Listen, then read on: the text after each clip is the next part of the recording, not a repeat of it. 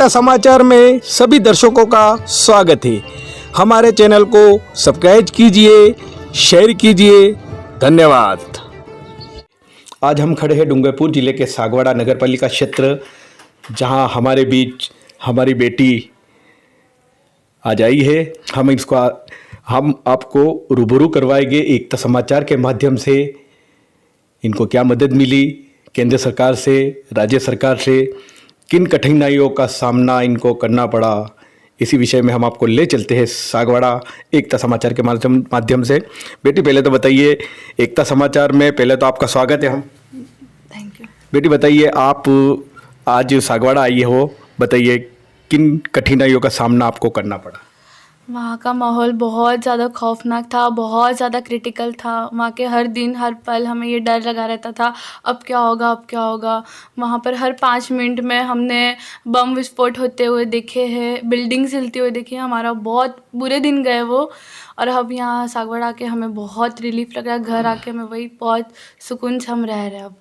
बेटी बताइए, जब आप वहाँ थे और ये दहशत का माहौल हुआ तो उस टाइम आपको कैसा फील हो? वहाँ का माहौल बहुत ही ज़्यादा ख़राब था, बहुत ज़्यादा। हर वक्त हर बच्चे के मन में भय रहता था। घर वालों की भी उस टाइम हमें घर वालों की भी बहुत ज़रूरत थी कि काश वो होते तो थोड़ा मन में भी सुकून रहता। घर वालों के भी, रिलेटिव्स के भी, आसपास नेबर सबके बहुत कॉल आते, मैसेज आते। वो भी बहुत चिंता में रहते, पैनिक रहते। बेटी बताइए, केंद्र सरकार, राज्य सरकार का आप पर कोई मैसेज आया? वहाँ के जैसे मंत्रियों को भी लगाया था, तो आपको कैसे पता चला कि यहाँ पे हमारी मदद के लिए भारत सरकार भी हमारी मदद कर रही है?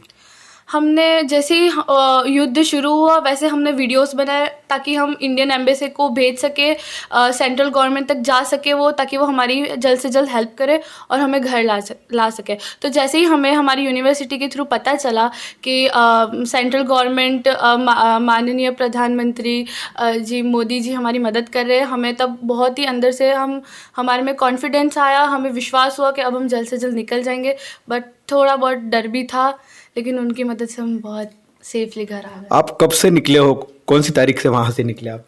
हम 3-4 दिन पहले ही निकले। मैं कल ही आई हूँ।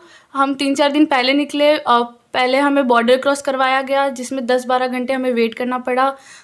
उसके बाद हम हंगरी एयरपोर्ट गए।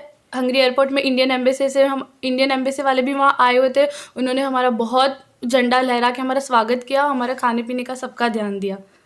फिर हम उन्हीं के थ्रू, मोदी जी के भिजवाए हुए फ़्लाइट के थ्रू ही हम इंडिया आ पाए। आपको कोई पैसा लगा बेटा? नहीं, बिल्कुल नहीं। इस बात का तो मैं बहुत धन्यवाद देना चाहती हूँ मोदी जी को, बहुत धन्यवाद कि उन्होंने बिल्कुल निःशुल्क तरीके से हमें घर लाए, बिना किसी समस्या के। ये हमारी बेटी ने बताया कि केंद्र सरकार की ऐसी मदद मिली है इनको, जैसे घर का माहौल में जो मदद मिलती है। आगे की कड़ी में हम आपको फिर ले चलेंगे। ये हमारे सामने है विनय जी शुक्ला, जो एक कॉलेज चलाते हैं और बच्चों या छात्राओं में भी इनकी इतनी अच्छी रुचि है। आज इनकी बेटी कुशल घर आई है। सर बताइए, जब बेटी वहाँ थी तो आपको कैसा महसूस हो रहा था? जिस समय सर, सबसे पहले तो मैं एकता समाचार को मैं धन्यवाद, मीडिया के तौर पर उन्होंने जो हेल्प की है यहाँ की, उसके लिए बहुत बहुत शुक्रिया। और सबसे पहले जब बेटी का एडमिशन हुआ था तो खुशी की लहर थी, मन में था कि डॉक्टर बन रही है बच्ची। किंतु जिस समय ये माहौल, जब ये यूक्रेन का और ये रूस का जो बना, उस समय थोड़ा सा दिमाग में आया कि बच्चे घर कैसे लौटेंगे। थोड़ा डर भी था। बच्ची हर घंटे, मेरे फैमिली मेम्बर्स, मेरे बहन, मेरे जिया जी, बच्चे सब इसके टच में थे कि मतलब हर घंटे भर में, हर पल में सूचना एक दूसरे को देते रहते थे उसके माध्यम से। और फिर कनकमल जी सर का भी बहुत अच्छा सहयोग रहा और उन्होंने बराबर मुझे सूचित किया और सूचित करके उन्होंने वहाँ विदेश मंत्री तक बात पहुँचाई। और मोदी जी के माध्यम से और राज्य सरकार अशोक जी गहलोत के माध्यम से बच्ची घर तक निःशुल्क आई। और बच्ची ने जो वहाँ से यहाँ तक आने की जो जानकारी प्रदान की, उसके लिए मैं भारत सरकार और राज्य सरकार दोनों का मैं आभारी हूँ और उनको मैं बहुत बहुत धन्यवाद देना चाहता हूँ। सर, आप बेटी वहाँ थी और आपको जैसे पता चला कि यहाँ पे युद्ध होने वाला है, यहाँ पे माहौल ख़राब होने वाला है, तो उस टाइम आपको कैसा महसूस हो रहा था? जिस समय सर ये युद्ध का माहौल बना, उस समय बच्ची को मैं हर घंटे हम लोग एक दूसरे के संपर्क के माध्यम से, ये मीडिया के माध्यम से हम संपर्क करते गए। हमको ये डर था कि बच्चे किस तरीके से यहाँ तक पहुँचेंगे, और उस समय हमारे बेटी ने भी हमको कॉन्फिडेंस दिलाया था कि पापा हमको कोई टेंशन की बात नहीं है, हमारे यहाँ पर समय समय पर ध्यान दिया जा रहा है।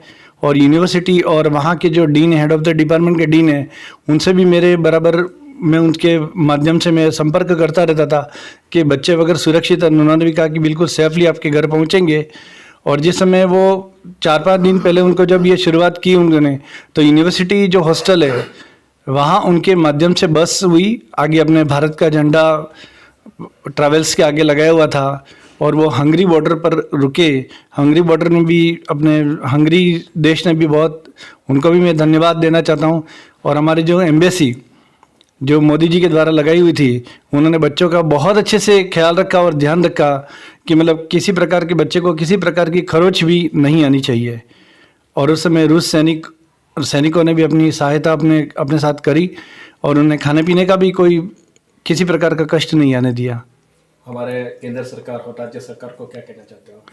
मैं केंद्र सरकार को यह कहना चाहता हूं कि मोदी जी के माध्यम से बच्चे आज घर पे आ रहे हैं, और जो दूसरे जो बचे हुए वो भी अपने बेटियां ही हैं, भाई हैं, बच्चे हैं, तो उनको ये कहना चाहता हूं कि वो दूसरे बच्चे भी सकुशल घर पे आ जाएं। और मोदी जी का बहुत बहुत धन्यवाद, और अशोक जी गहलोत का भी बहुत बहुत धन्यवाद, जिसके कारण से आज ये बेटी मेरे पास बैठी हुई है। आगे की कड़ी में हम बेटी की मम्मी से रूबरू करवाते हैं एकता समाचार के माध्यम से। मैडम बताइए, जब बेटी वहाँ थी आपको कैसा महसूस हो रहा था, उसके बारे में बताइए। बेटी वहाँ थी तब बहुत डर लगा था कि कैसे आएगी, कैसे होगा, कैसी होगी, उसकी स्थिति कैसी होगी। वो डरी हुई होगी, उसने खाना वाना खाया होगा या नहीं खाया होगा, सोए भी नहीं होंगे टेंशन के। इतनी टेंशन बढ़ गई थी कि यहाँ हम लोग भी बहुत ज़्यादा टेंशन में रहे, और बस यही दुआ करते रहे कि वो सेफली घर पे आ जाए।